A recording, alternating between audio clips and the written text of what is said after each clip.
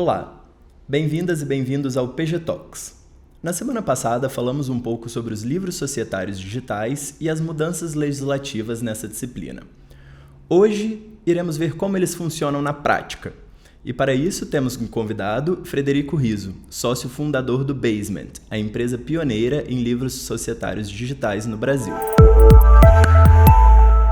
Fred, antes de mais nada, muito obrigado por aceitar nosso convite. É um prazer tê-lo aqui novamente, dessa vez para falar sobre um assunto tão premente que são os livros societários digitais. Muito obrigado, João, pelo convite. Muito contente também de conversar mais uma vez com vocês nessa iniciativa do PG Talks. E para nós, dessa vez, num tema que tem sido muito demandado, a gente tem falado muito, muito procurado pelas empresas, então vai ser um prazer poder tentar esclarecer um pouco sobre essa mudança recente regulatória. Legal, é exatamente essa mudança que tem nos interessado, porque a gente viu que a regulação mudou, muitas empresas estão procurando se adaptar e o Basement foi pioneiro, né, em oferecer esse tipo de serviço. E como que você, pessoalmente, estando há tanto tempo atrás do Basement, viu essa mudança? Você acha que as empresas já estavam preparadas? Foi uma mudança tardia, já devia ter acontecido antes? Ou foi algo que pegou as empresas desprevenidas? Acho que pegou as empresas desprevenidas, mas já deveria ter acontecido há muito tempo. Pegou desprevenida porque a gente talvez não tenha visto nunca uma empresa com seus livros societários em dia. Tem sempre problema, especialmente depois da pandemia, onde elas não puderam ir aos escritórios e fazer a manutenção nesses livros societários.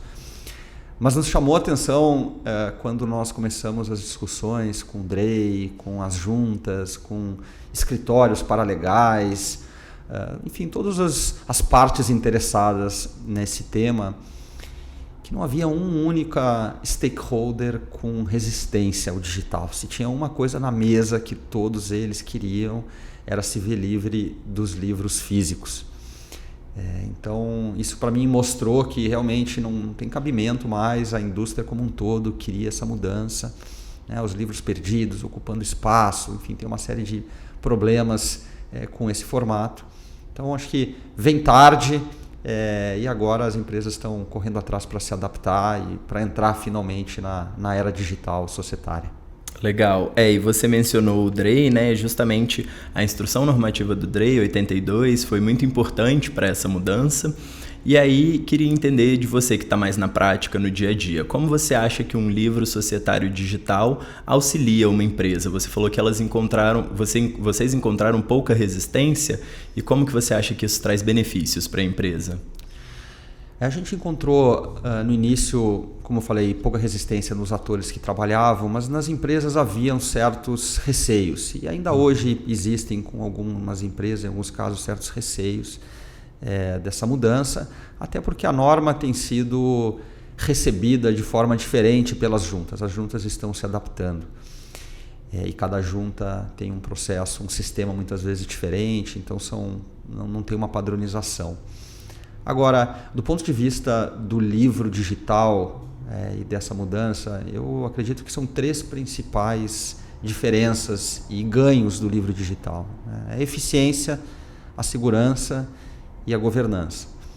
Antigamente, no ponto de vista de eficiência, as pessoas tinham que fazer muitas tarefas repetidas, né? Eu fazia uma ata no Word lá e levava para registro, depois ia no livro e colava no livro, repetia aquilo no livro, e aí depois aquela mesma operação que eu fiz na ata das deliberações eu tenho que escrever num livro de registro de ação.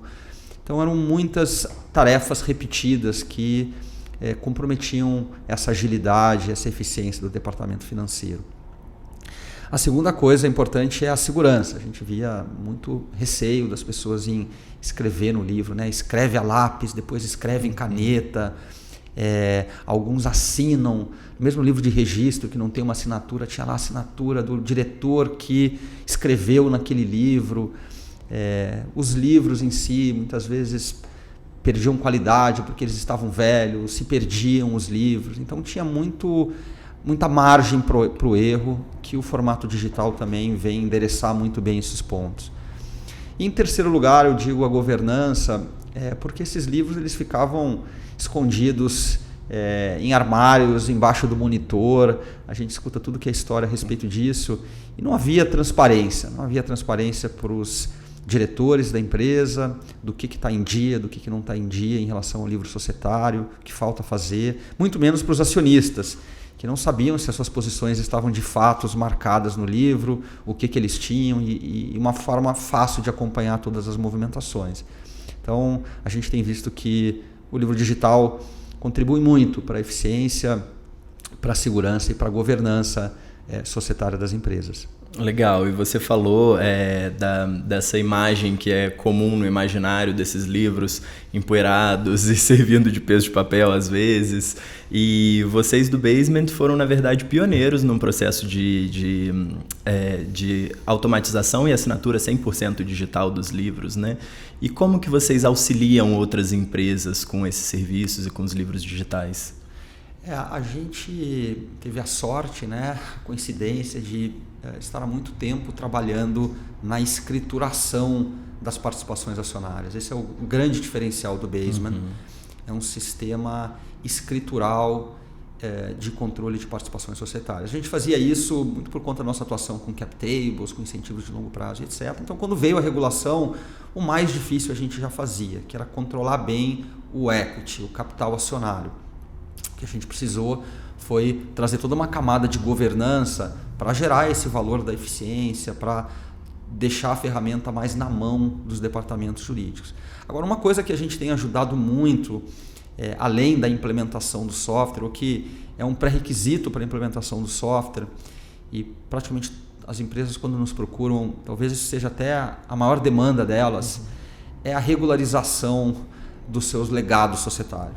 E aí eu citei há pouco a questão da pandemia, ela foi um agravante enorme, porque aí sim os livros que já estavam desatualizados se tornaram ainda mais desatualizados com a pandemia. Então as empresas elas nos procuram muito com essa vontade de ir para o digital, de se enquadrar, se adequar à nova regulação, mas também resolver os seus problemas.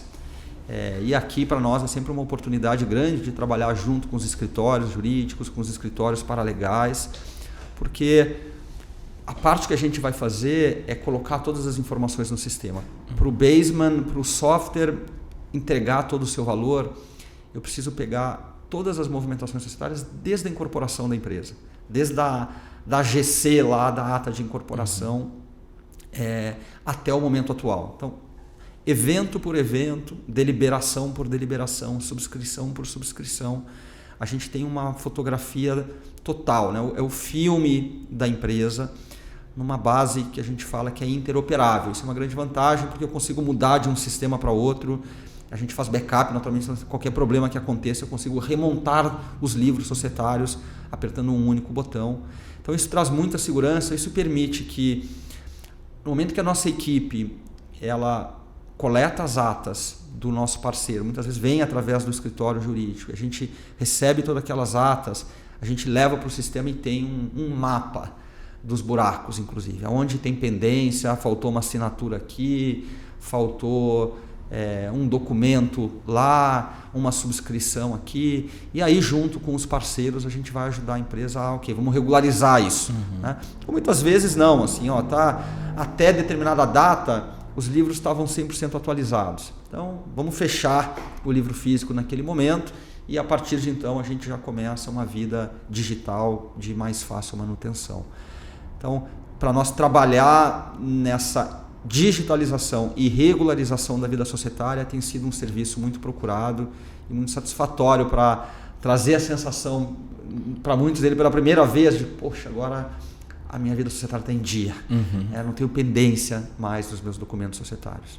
Não, e foi interessante você falar justamente desse período de pandemia, né, de Covid-19 e isolamento social, justamente porque isso teve um impacto direto na disciplina, junto com tantas outras instruções normativas que vieram para ir mudando, como a gente já mencionou, a instrução normativa 82 do DREI.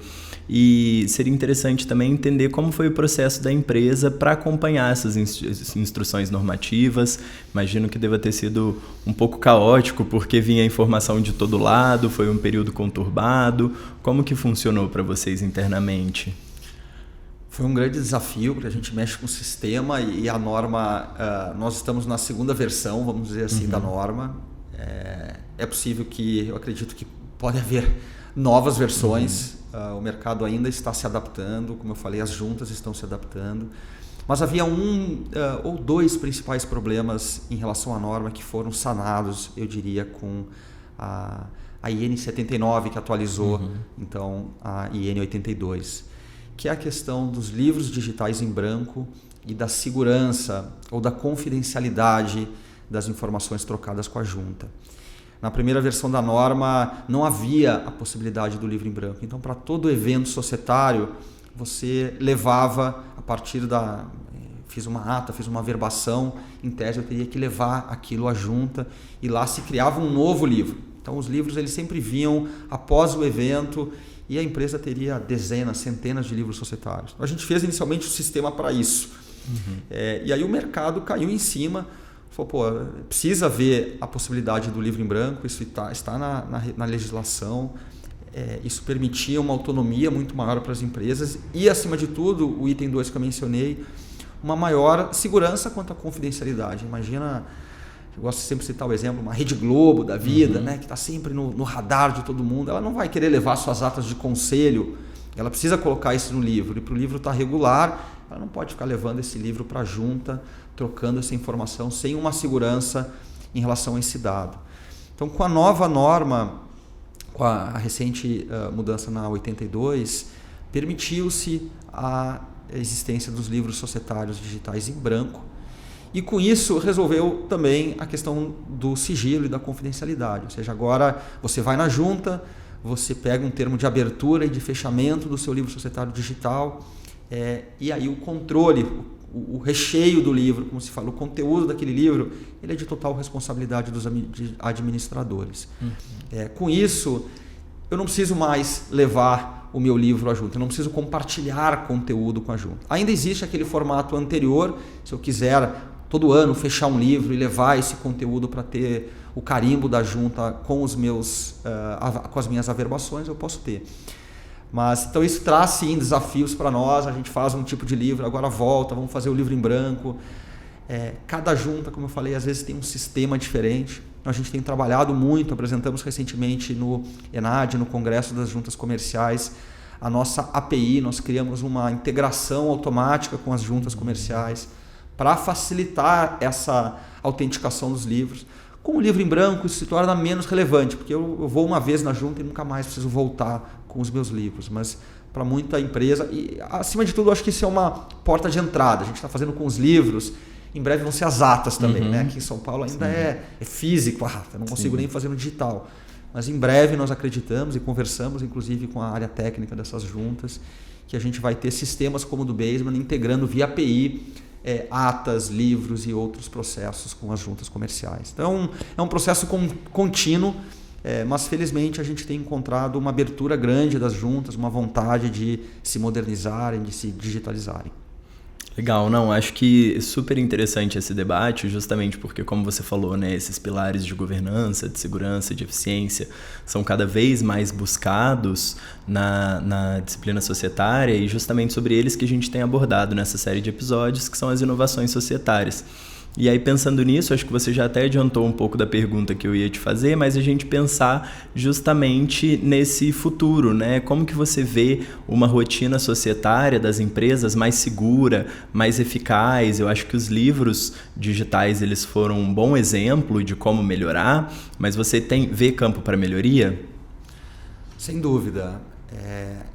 Nossa experiência até hoje com o societário, a gente vê as empresas preocupadas com essa eficiência e muito preocupada com a organização.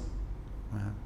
Falei da segurança também, mas talvez aqui em termos de coisas que a gente tem visto de desenvolvimento até do ponto de vista de produto, de plataforma, está muito centrado nessa eficiência e na organização. Então, do ponto de vista de eficiência, são basicamente workflows, processos mais naturais e compartilhados com o seu time.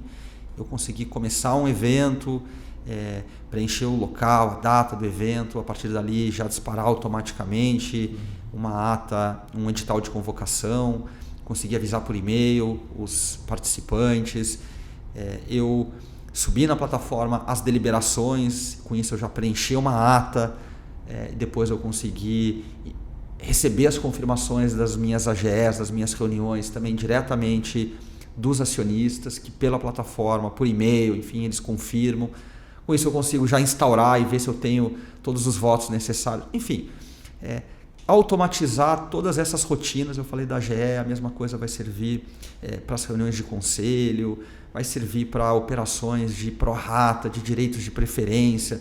Tem uma série de rotinas societárias que muitas vezes trazem uma complexidade grande para esses departamentos, e a gente tem buscado trabalhar nesses fluxos, no tipo de acesso, no tipo de permissão, quem pode fazer que tipo de operação para dar essa segurança, né? Aliás, um analista vai imputar o dado, mas quem vai aprovar vai ser a gerência, vai ser a diretoria e assim por diante.